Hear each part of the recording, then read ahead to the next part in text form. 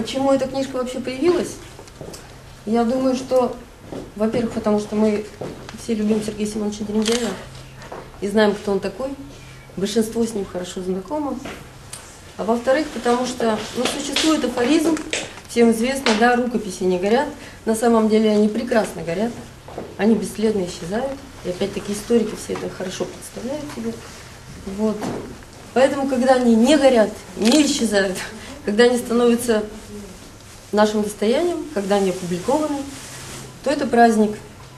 Я думаю, что, конечно, праздник в первую очередь для автора, для издателя, для художника, но и для потом, в другую очередь, во вторую очередь, для всех читателей.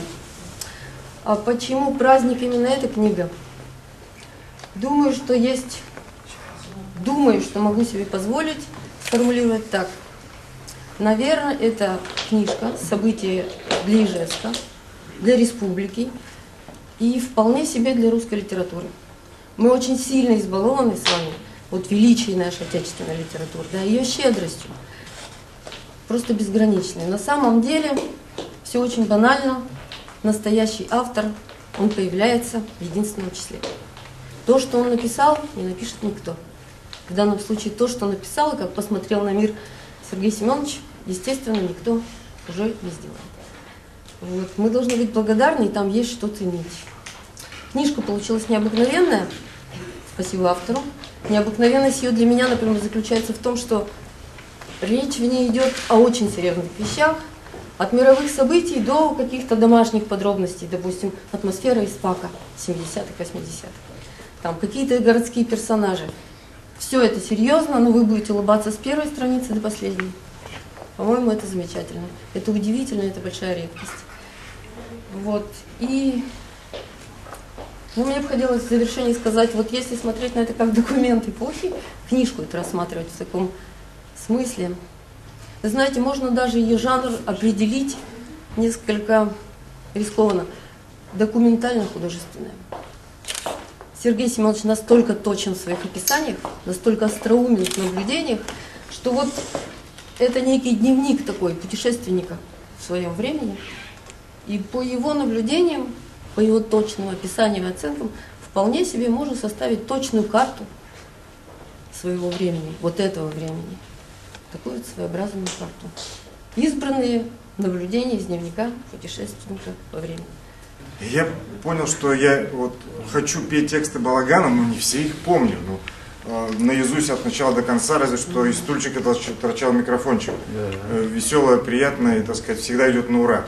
А все остальные прекрасные вещи, номера, они частями.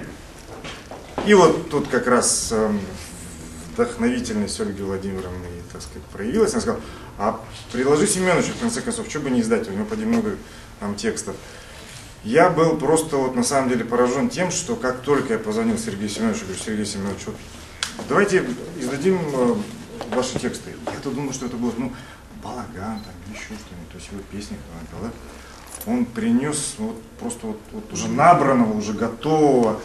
Кстати, есть единственный экземпляр книги, который мы подарили ему на юбилей, на день рождения, да? Там все без всяких его правок. То есть то, что он принес, набрано, да, мы просто оформили, там рисунков там еще не очень много, потому что Олег еще потом дорисовал. Там как говорится, кука с макой, даже без документа эпохи, то есть кука с макой, как она есть, она такая основательная. Потом, конечно, мы уже редактировали все остальное. Мы обговорили какие тексты будем ставить, какой последовательность, Балаган, корпоративы, песни, стихи. И, конечно, то, что нарисовал тогда Олег, для меня, это для всех вообще, мы там сидели с такими раскрытыми глазами. И то, что на первой странице, это как раз все то, что Олег нарисовал за час. Того, как посидели, это просто взял такие в лед. Совершенно неожиданно поступило предложение по этому проекту, и то наслаждение, та отдача, с которой я работал, конечно же, впечатляли, дорогого это все стоило. Конечно, начиналось все на коленке, маркером обыкновенным, Текстов я еще абсолютно не видел. Надо сделать книгу, текстов я не видел. Есть Семенович, его образ. И пластически по графике две линии пересеклись. Это именно образ Сергея Семеновича в разных его ипостасях. Человек очень фактурный, неординарный. Балаган всегда для меня был планкой очень высокой, еще со студенческих лет. Вот. И когда мы работали с ним в лицее в гуманитарном, как коллеги, и он видел, как я рисую, и мы постоянно общались, и все это было совершенно неожиданно. В течение года уже графика готовилась основная, когда уже с текстами я познакомился. Вот. Ну, результат у вас в руках. Сергей Семенович учил тому, что можно сказать словами то, чего и нельзя говорить, и учил тому, что невозможного нет. Вот это во мне запало. Я так подозреваю, что сейчас от меня ожидают еще, что такое для меня был балаган, и может быть для тех, кого я знаю. Ну, первое, это было место, коллектив единомышленников. Тех людей, которых я с тех времен знаю, они навсегда остались в моей памяти как самые лучшие люди, как самые дорогие мне, близкие люди. Это люди олицетворения моей молодости, олицетворения моего счастья. Поэтому всегда я буду им рад, всегда буду рад их видеть.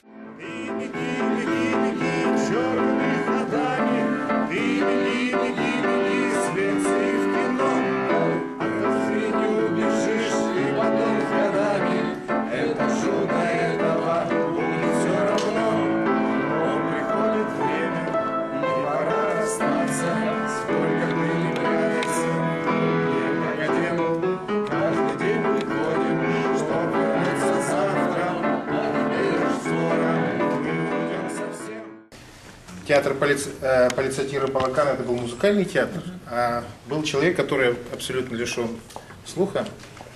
Это был я. И уж там что-то со мной не делали. Но мы-то были во втором составе с Михаилом Балагана, когда первый состав вернулся вот в лице Андрея Сбоева, там Андрея Лещинского, Кананин тогда вот тоже подключился к этому проекту.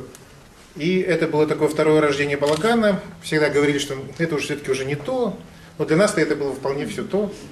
И поскольку это были годы перестройки, я думаю, что свободы интерпретации и, может быть, каких-то такого хулиганства, наверное, тоже было не меньше, а может быть, где-то даже и больше в этой ситуации. Хотя там тоже была определенная еще граница, то есть еще не все знали, что можно, а что нельзя.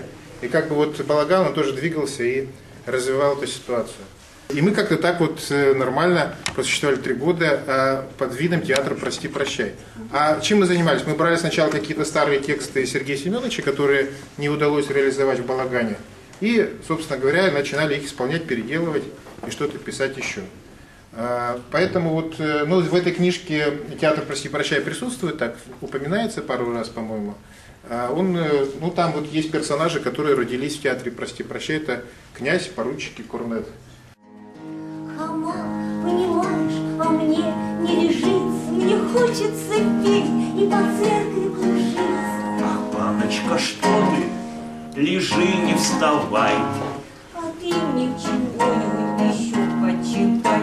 Вот здесь я могла бы быть ваша реклама, и здесь я могла бы быть ваша реклама, и здесь я, вот здесь я, и туда, и там. Могла бы быть, достать не судьба. Всем известно, что у нас честность просто высший класс. Вот возьмемся мы за факты и изложим без прикрас. Пошли факты. Ехал Ваня на коне, вел собачку на ремне, а старушка в это время мыла фикус на окне. Агентство «Рейтер». Здесь какой-нибудь намек спрятан где-то между строк, но на то агентство Рейтер, чтоб намек пропасть не мог. Я не помню, какой-то фестиваль был, выступали мы в Пермском университете, и когда значит, забавный был случай, когда из-за ширмы выскакивает, по-моему, в разрядке Кричевский Миша в шапке-ушанке на бикрень. Как шарахнем в эти двери, Иванов, казак из Твери, как шарахнет в ваши двери. Это было так неожиданно, зал был небольшой, и отклоняясь назад, на первом ряду, по-моему, солдаты сидели. Значит, весь ряд упал туда. Ну, мы, конечно, это откомментировали, что советская армия боится, значит, таких. То есть вот такие были случаи интересные, забавные. Но креатив, как сейчас говорят, он, несомненно, присутствовал, драйв присутствовал. Значит, мы как бы были, скажем, настолько популярны, я до сих пор удивляюсь, что было там такого популярного, что действительно стояли в проходах, когда были какие-то мероприятия, и выступал Балаган, значит, в дверях мест всегда не хватало. Издательство «Монпаражон», оно не зря вообще-то организовалось с таким названием запоминающимся. И я думаю, что оно будет издавать еще книги наших авторов, потому что у нас есть кого издать, и город должен знать своих героев, республика должна знать своих героев. И даже навскидку можно назвать сразу несколько текстов, которые ждут, когда их издадут. Поэтому вот я считаю, что эта книга, она такой вот прорыв в будущее, которое у нас должно быть.